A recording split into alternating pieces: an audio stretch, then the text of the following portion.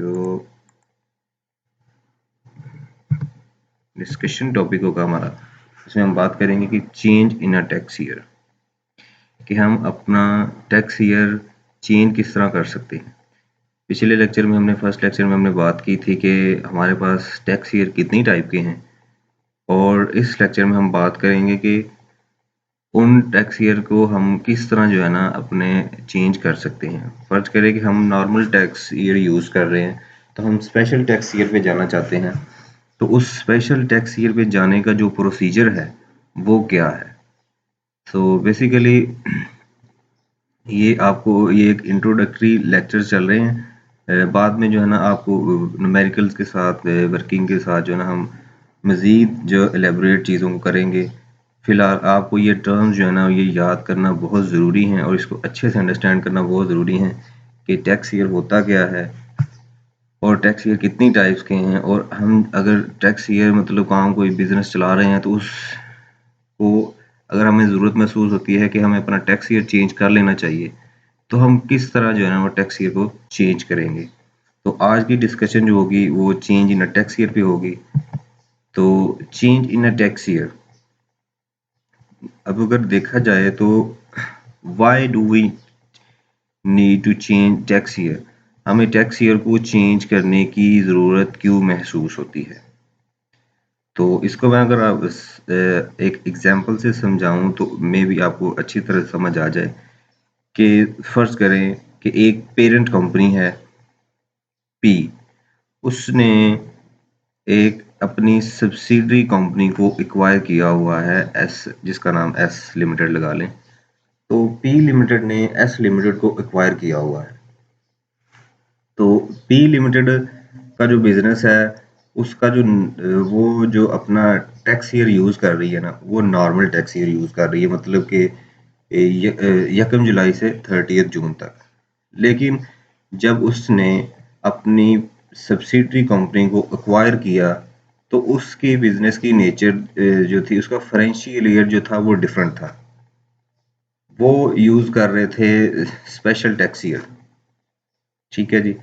अब पेरेंट कंपनियों को की रिक्वायरमेंट होती है कि जब उनका फाइनेंशियल ईयर एंड होता है, तो उन्होंने कंसोलिडेटेड फाइनेंशियल स्टेटमेंट्स बनानी होती हैं, और उसी के बेस पे जो है वो टैक्सेस को पे करना होता है। ठीक है जी।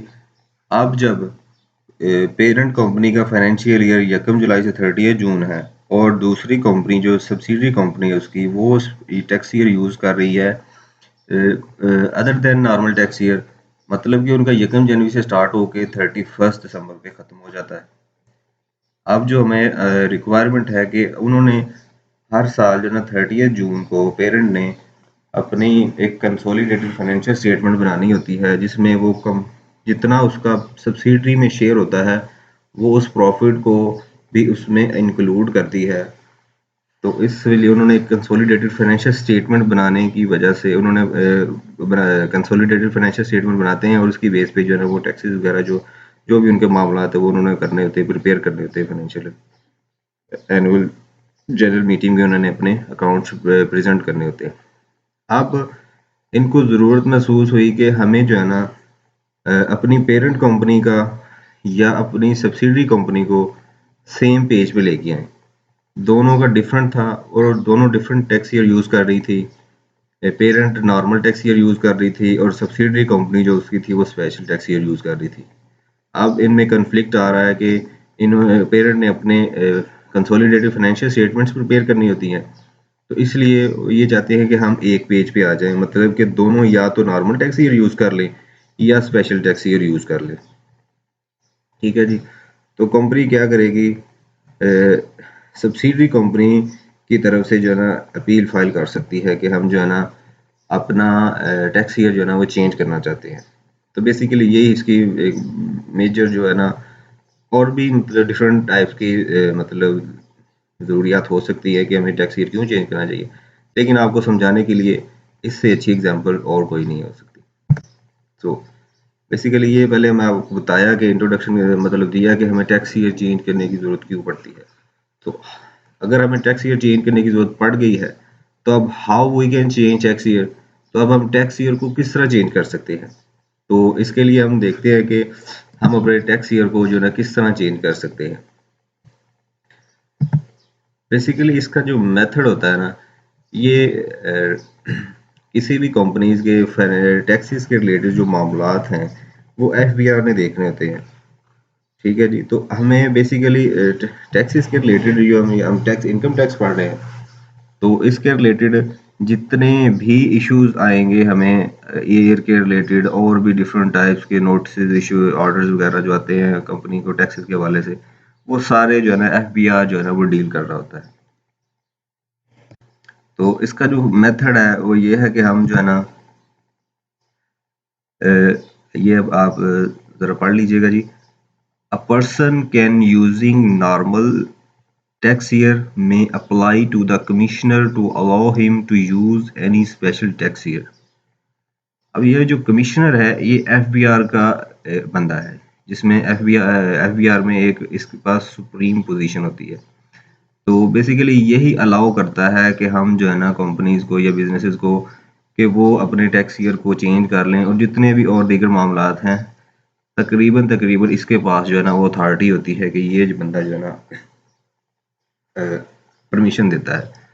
तो पर्सन जो एक बंदा है वो नॉर्मल टैक्स ईयर को यूज़ कर रहा है, वो कमिश्नर को एक अपील फाइल करेगा कि मैं जो है ना जी इस तरह ये मुझे ज़रूरत पड़ी है, जैसे कि मैंने आपको पीछे बताया, तो मैं चाहता हूँ कि हमारा जो टैक्स ईयर है ना वो हम नॉर्मल टैक्स ईयर यूज़ कर रहे हैं, तो हम स्पेशल टैक्स ईयर पे जाना चाहते हैं। मतलब कि पेरेंट जो थी वो नॉर्मल यूज़ कर रही थी और सब्सिडरी थी वो स्पेशल यूज़ कर रही थी। अब वो नॉर्मल से स्पेशल की तरफ पेरेंट जो है ना अपना चेंज करना चाहती है टैक्स ईयर, वो स्पेशल पे आना चाहती है, क्योंकि उन्होंने कंसोलिडेटिव फाइनेंशियल स्टेटमेंट बनानी होती हैं।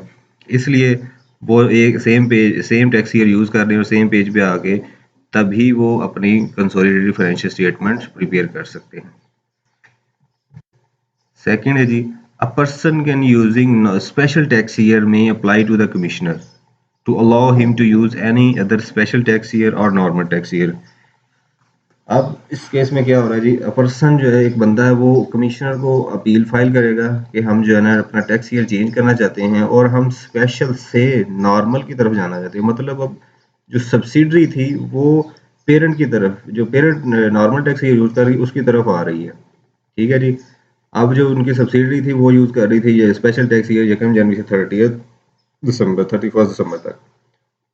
अब क्या हुआ जी, अब जो उनकी सब्सिडरी कंपनी है वो उन्होंने कमिश्नर को अपील की कि हम जो है ना हमारे पास जो हमारी पेरेंट जो कंपनी है वो नॉर्मल टैक्स ईयर यूज़ कर रही है, और हम जो है ना उन्होंने अपनी कंसोलिडेटेड फाइनेंशियल स्टेटमेंट बनानी होती है और हम जो है ना वो अपना टैक्स ईयर चेंज करना चाहते हैं ताकि उनको आसानी रहे।